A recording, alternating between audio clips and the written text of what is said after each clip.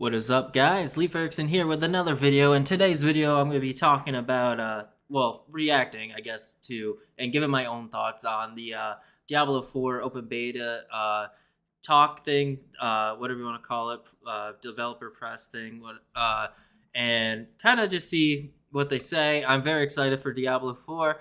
I've been playing Diablo since Diablo 2, pretty much. I did play Diablo 1, but obviously that came out before my time, and I did it. I love Diablo. I played the crap out of Diablo 2 and Diablo 3. I'm really hoping that they don't screw up Diablo 4 like they did Diablo Immortal. I don't think they'll make the same mistake twice, but let's go into this and see what these guys have to say. I'm Ryan McCaffrey, one of IGN's biggest Diablo fans. I am extraordinarily excited double for echoing Diablo 4, going on in his and I am video. very pleased to be joined right now here at IGN FanFest by Joe Shelley, the game director on Diablo 4. Joe, welcome. Hi, thanks for having me. All right, Joe, Diablo cinematics, we're no stranger to them being beautiful from the Blizzard cinematics team, but you've got a new trick up your sleeve this time. Your actual... Oh, let me make sure that this is actually in HD real quick. Because sometimes I leave it on autoplay and it makes it blurry, so I just wanted to make sure. Character is in the cinematics. Can you please tell us how that came to be? Yeah, that's right. So we knew that in Diablo 4 we wanted to offer much more character customization than we'd offered in previous Diablo titles. The artist did such... For the most part, I believe Diablo really didn't have much customization. You pretty much just got a set character, and then you really couldn't make it your own besides the armor and loot that you got. So it's really nice seeing that they're adding in customization. Such a great job. The characters look so incredible, close up, from all different camera angles, that we knew that they needed to be good. The armor looks really nice. Cinematics that you're experiencing, right? So as you're playing through the campaign, you're going through a mix of gameplay to conversations with NPCs to dynamic combat moments. And part of that is these cinematics where story takes place, right? And so we thought it was incredibly important for the character that you create, your character who is actually taking part in all of this action. I think that's a good move. Featured in the cinematics. And so we were able to, fortunately, with our engine and our tools and our artists coming together, especially our lighting team, really knocked it out of the park. We were able to get the cinematics to incorporate your character in a way that feels totally fluid. So, you're playing the game and you're seeing yourself right there with those characters as the story is playing out.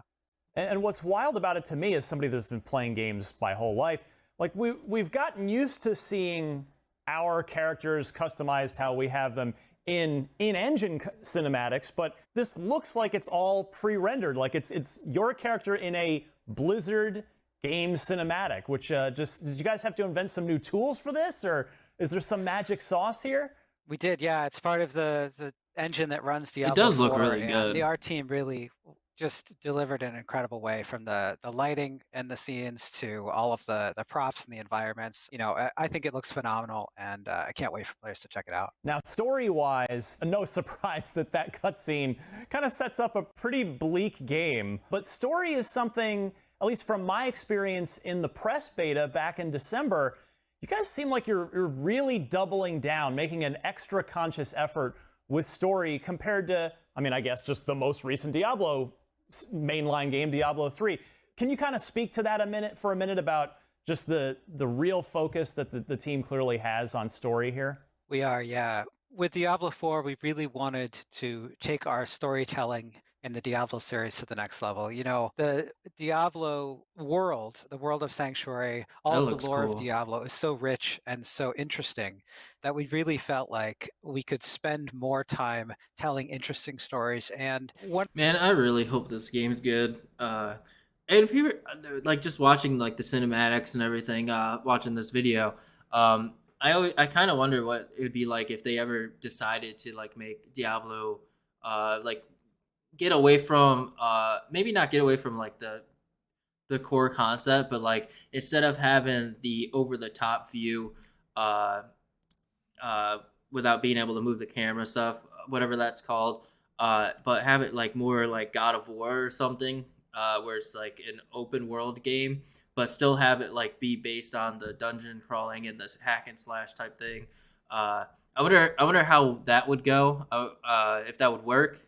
But I mean, why ruin something if it's not? Why change something if it's not broken? I guess is really the philosophy there. But I think that would be kind of cool to see maybe one day, even if it's like a spin-off title or something, uh, and not like a mainline game, or they decided to do one like that and then also continue to make, the traditional Diablo style. I don't know, something to think about. One of the things that Diablo 4 does in particular is that it tells stories about people who are living in the world of Sanctuary, right? Obviously, there are angels with Inarius, and there are demons, and there are these supernatural forces that exist in this world. That But looks so cool, characters man. of That's what I mean. Sanctuary Like, are the do you most imagine how interesting sick that would ones be to follow, if you're and playing you'll like be third right there person along like with them, that? both through the campaign, which is quite extensive, 30 hours or more of gameplay for players. There's tons of side quests that build out the world even more and really put a lot of effort into Diablo 4, more effort than we've ever done before. You can probably guess what I'm going to ask you next because it's not often that we get to talk to you. We got a release date at the Game Awards, and thus the next natural question, do you want to ask it for me right here and then go ahead and answer it? Since we announced that we would be doing a beta for Diablo 4, people have been asking when is the beta. I think someone asked me what is my favorite beta date as a way to try to get an answer. And I'm incredibly excited because we're going to announce it today, right now. Now, remember, of course, that the game itself is coming out on June 6th, and Can't wait. you're going to be able to play the beta on March 17th Okay. through March 19th. So that weekend, if Okay, you've early access pre-ordered, right? beta, Yeah. That is and going to get then access to the early access beta. then there's an open Now, beta too, everyone, which everyone in the world will be able to play it on March 24th through March 26th, the definitely gonna be following playing weekend that. there. So I'm pre-order, you excited. get an access to an extra weekend, and everyone gets to play the weekend after. And then if you're in that early access weekend, does everything get wiped and you're going to start over that during that open weekend, or is That's everything a good that you get question. preserved for that following weekend? No, it'll carry over between weekends, but Nice. obviously the character progress during the beta will get wiped before release. We want Right. everyone to Okay. start Yeah, with a because fair playing field, there's and of problems that course can it's going to happen be there. For like if you have like a beta like this and then the real game comes out, sometimes problems can happen where you actually get content locked sometimes, where uh, basically like the game thinks you're still in the beta because you made your character or profile or whatever during the beta. So it's always good to have a clean wipe and have everyone start fresh, so that those problems don't persist. A big example of this was in Riders Republic, the downhill racing game by Ubisoft. This actually happened to me personally, where I played the beta early access version of the game, and then they kept all your progress. And then what ended up happening is I got to a certain point in unlocking like different things, where I couldn't even do unlock skiing equipment for racing. So it and all my progress after that also kind of got blocked, and they had to kind of reset my account where I kept all my stars and stuff and everything for that game, but what actually happened was I just had to redo all the races and stuff again. So it was kind of like a soft reset almost, where I kept all my cosmetics and everything as well. It was just like all the race progress that I did. I just had to redo all those races, and which wasn't that big of a deal. But it was just proof of that there can be problems when you do allow progress to continue. It might not affect everyone, but some people may get possibly affected by it. available on PC, Xbox, and PlayStation systems.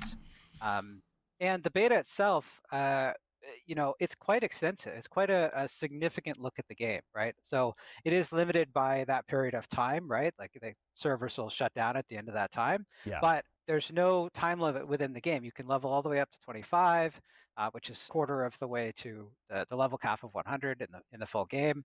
You'll be able to play all the way through the prologue. You'll be able to play through Act 1, which takes place in Fractured Peaks, one of our Okay. 5 areas in the game. and you'll be able to play through all of the campaign and side quests that exist in that area. So there's quite a lot to check out. Oh, love hearing that. Okay. Now, in my experience That's covering good. Just games like the for first a kind of long, long beginning, so time like there now, can't be real a lot of times when we spoilers. see these betas nowadays, and they then take place like the that's also good for like people that only play like one playthrough of a game.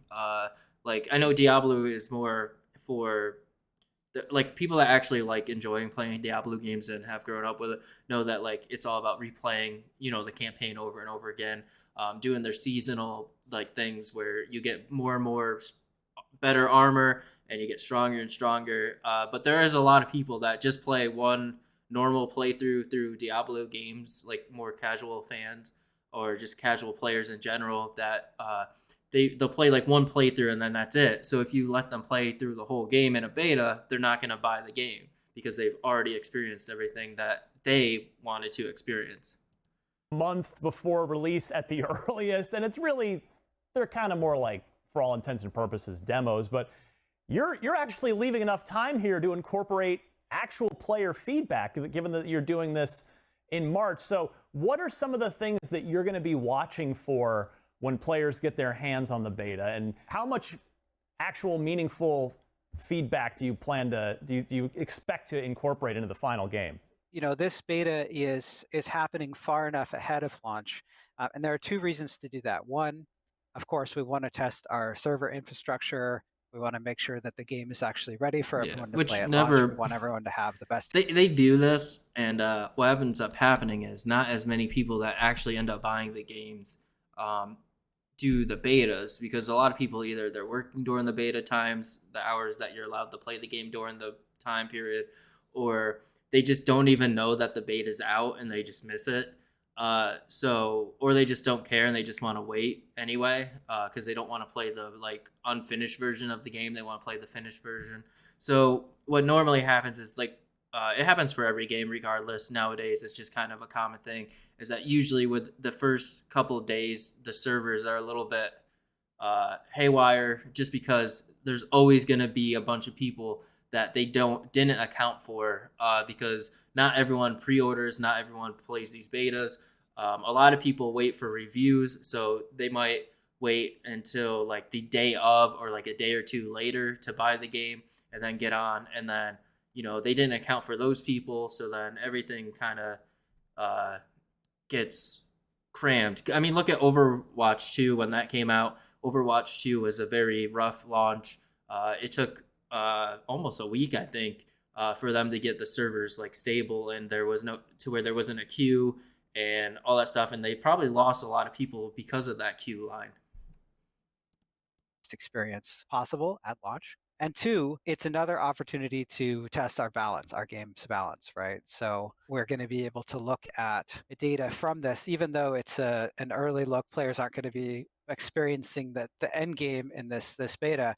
It will give us valuable information for class balance, valuable information for how fun various quests are. We've got more information about the details of the beta. I touched on them a little bit, but if you tune in they'll have a small scale sample size of like what people have enjoyed of the game. It's not going to really alter like I don't think it's going to alter like build like they're too much of like the final game with this beta. I think like maybe it'll shed light on like maybe some bugs that they have, but I don't see them just completely reworking anything that literally no one has no idea how, like, because sometimes things are strong early game and then like not as good late game, and then there's the vice versa where sometimes things aren't really that good early game, but then as you level it up and progress, and by the end of the game it's like one of the most OP things in the game, like spell wise, whatever. So that could, so if you're only doing a small percentage of like, oh, this item doesn't feel good right now, but you don't know because maybe later in the game it'll feel better, or if something feels really good early game, it might not feel as good later in the game when there's more, enemies and things happening on screen. On February 28th, we're going to be doing our second developer live stream. And so we'll have more information about the beta then. Excellent. All right, Joe, so we are just about a month away. Is there anything else about this beta coming up that we should know, that we should be on the lookout for when we play it? We were talking about the cinematic, the opening cinematic earlier, which features your character, but you should know that there are a bunch of those in the game, and you're going to get to see a number of them during the beta. So that's not the only one, and there's some really cool stuff in there. Well, Joe, I don't know if I'll get to talk to you again before you ship this game. So thank you in advance to you and the team for pushing hard in the final stretch, because it's, for me personally, I've been playing Diablo since the first game, so which makes me old. But I had like I told you earlier, I had an absolute blast. Like, I was trying to explain it to somebody of why this game feels good and feels like Diablo 2 kind of good. And I can't quite explain why, which is not great because it's my job to explain why. But you're clearly on the right path for me. So I just, thanks for the next 4-5 months of what will, I'm sure, will be super hard work, because I can't wait to play the final game. Well, I appreciate it. Fixing bugs and getting the game ready. So we're just as Yeah, that's excited pretty much to get all it it's out gonna be, and just to bug have people fixing. get the chance to play all the work the team's been working on. I mean, that was a really good video. It was nice hearing. It's cool. I mean, we got open beta, we got closed beta coming. So maybe they'll be able to polish up the game a little bit more before launch.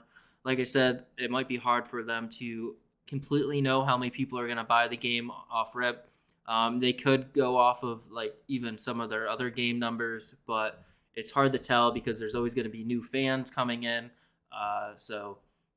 And like I said, I want to. I don't know if they should like tweak anything just from these betas, just because you don't know how the item will actually be used through a full playthrough with such a small sample size. But I'm super excited for this game. I can't wait for it. I really hope they don't ruin it. From what I've seen so far, it does look really, really promising and really good. So anyways, that was that video. If you enjoyed this video, please leave a like, comment, subscribe, whatever you want to do. And it really means a lot and it helps this channel. Anyways, I'll see you guys next time. Peace.